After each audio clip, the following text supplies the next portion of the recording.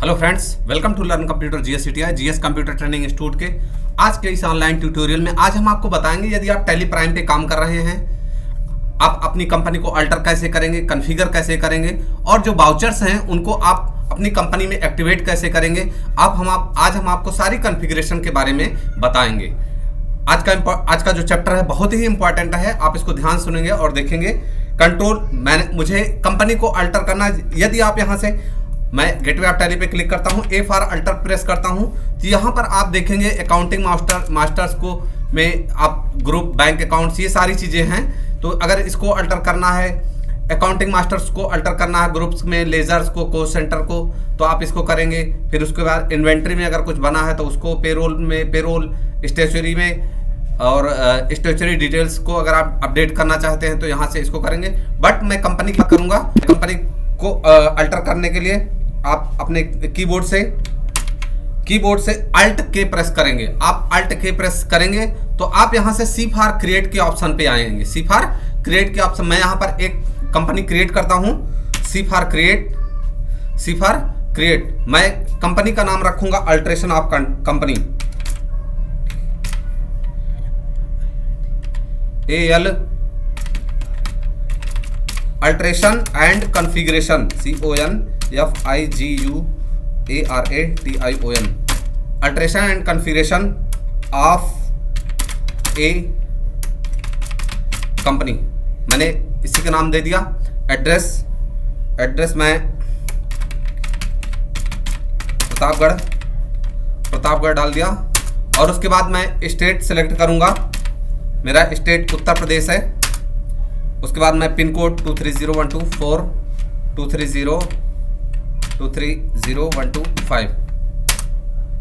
अब यहाँ से आप अपनी सारी डिटेल्स फिल करते हुए, यहाँ पर दो चीजें हैं, एक है फाइनेंशियल ईयर बिगिंस फ्रॉम और बुक्स बिगिंस फ्रॉम।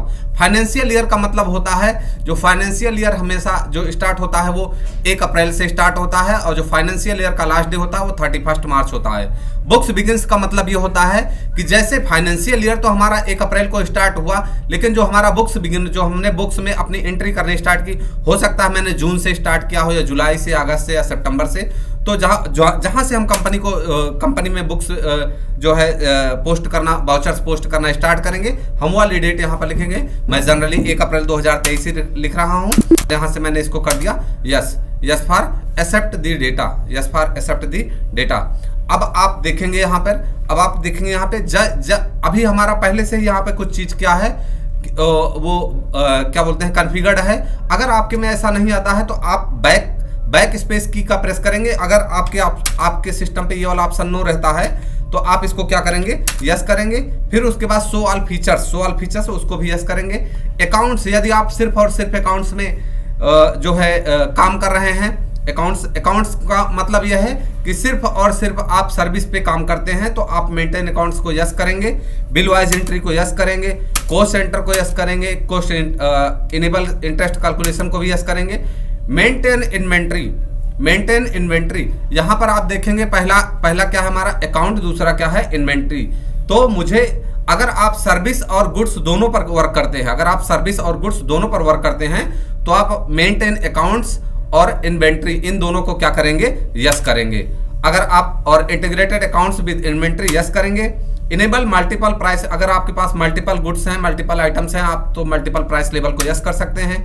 बैच को, अगर आप बैच में वर्क करते हैं, जैसे आप मेडिकल लाइन में देखते हैं आपकी, उसमें मेडिसिन में बैच होता है कि किस बैच का कौन सा सामान है, तो बैच अगर आप इनेबल करना चाहते हो तो बैच करते हैं, अदरवाइज नो कर देंगे।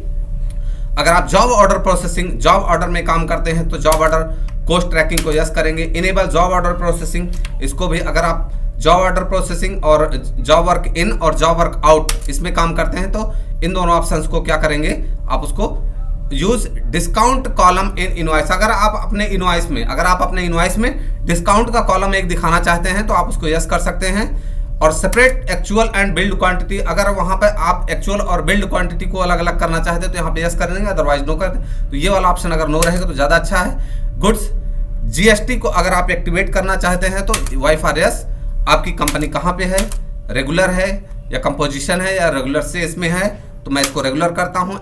एक्सेस ऑफ टेरिटरी को यस करेंगे और यहाँ पर जो है जो आपका जीएसटी नंबर है या यूआई नंबर है उसको डालेंगे, और जो उसका जीएसटीआर रिटर्न करने का जो पीरियड होता है वो मंथली करेंगे या क्वार्टरली, आपकी जैसे मर्जी, या जिस भी गुड्स में वो as per goods as per norms उसी के हिसाब से आप, अगर आप ई इनवॉइसिंग अप्लीकेबल करना चाहते हैं तो यस करेंगे।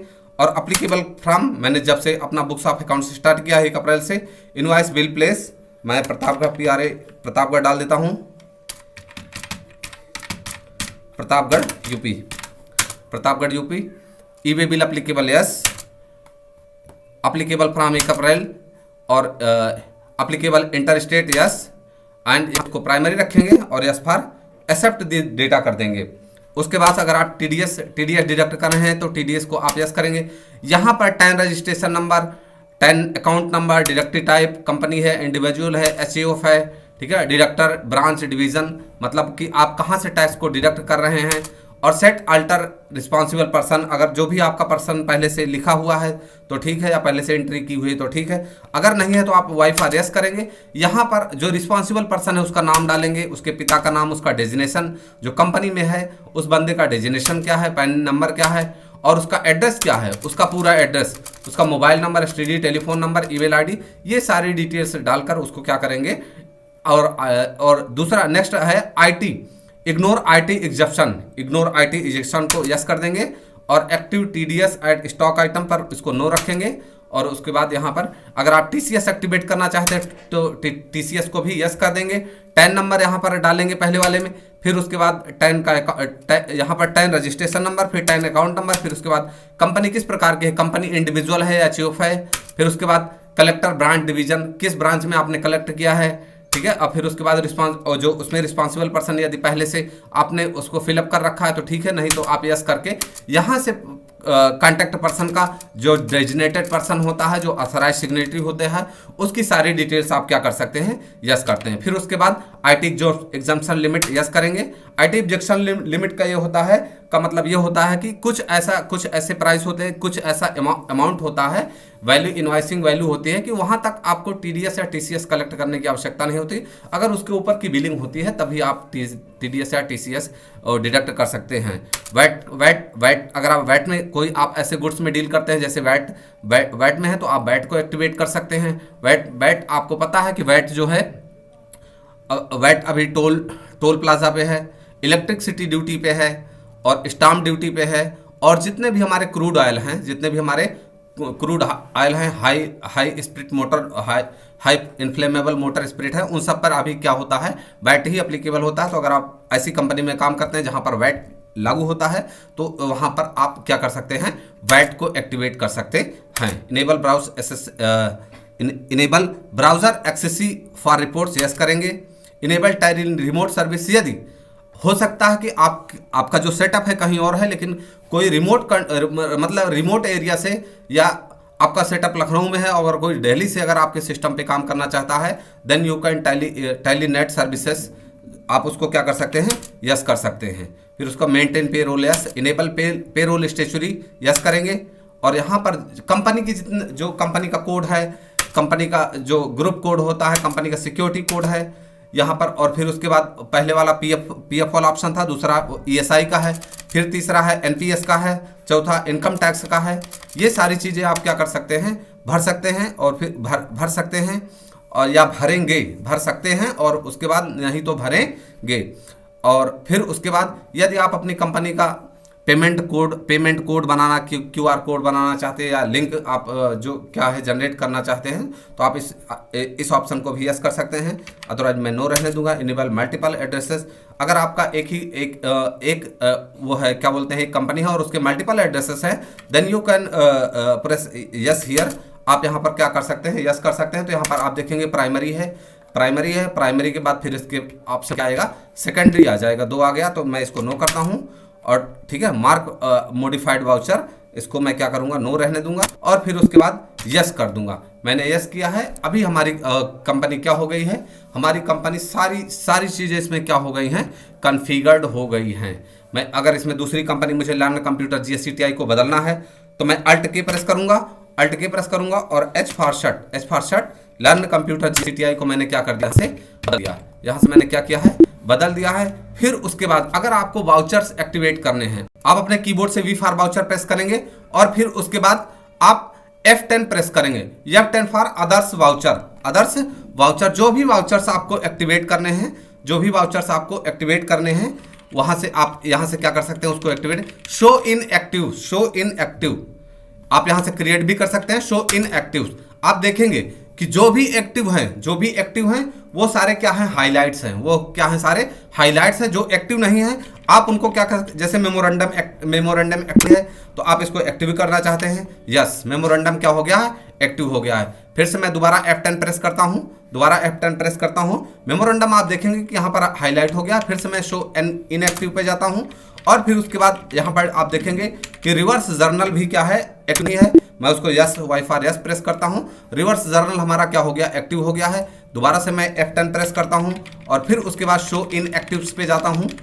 यहाँ शो इन एक्टिव्स, और यहाँ पे उसके बाद डिलीवरी नोट है हमारा, डिलीवरी नोट मैं यस कर देता हूँ। इसी प्रकार से जितने भी सारे हमारे वाउचर्स हैं, अगर आपको इन सब की आवश्यकता है वर्क करने की, तो आप यहाँ पर अदर वाउचर्स में जाकर आप क्या कर सकते हैं, सबको एक्टिव कर सकते हैं। यदि आपको कंपनी को डिलीट करना है तो आप कैसे करेंगे, मैंने बताया था कि आप Alt K प्रेस करेंगे। Alt K से यहाँ पर क्रिएट अल्टर आप क्या करेंगे, सेट करेंगे, सिलेक्ट करेंगे। सिलेक्ट मीन्स जो कंपनियां इसके अंदर बनी हुई हैं आप वहां पर जाके उसको सिलेक्ट कर सकते हैं। तो मुझे अल्ट्रेशन एंड कॉन्फ़िगरेशन चाहिए, फिर उसके बाद Alt K करेंगे, Alt K उसके बाद अल्टर करेंगे, A फॉर अल्टर। अगर आपको कंपनी का नाम बदलना है तो आप बदल सकते हैं। मैंने इसका नाम दे दिया GSCTI 2024 कर दिया। आप देखेंगे यहाँ पर इसका जो कंपनी का नाम है वो क्या हो गया, बदल गया। जो एक्टिवेशन है, अगर आपको इस कंपनी को डिलीट करना, अगर आप इस कंपनी को परमानेंट डिलीट करना है तो दोबारा आप Alt K प्रेस करेंगे और फिर उसके बाद A प्रेस करेंगे, A for alter, Alt D yes करेंगे और उसके बाद दोबारा से are you want to sure, yes, मैंने यस कर दिया और जो हमारी जो कंपनी थी वो क्या हो गई है, डिलीट हो गई है। तो दोस्तों, अगर आज की इन्फॉर्मेशन आपको अच्छी लगी हो तो प्लीज़ वीडियो को लाइक करें और चैनल को सब्सक्राइब करें और दोस्तों के साथ शेयर करें।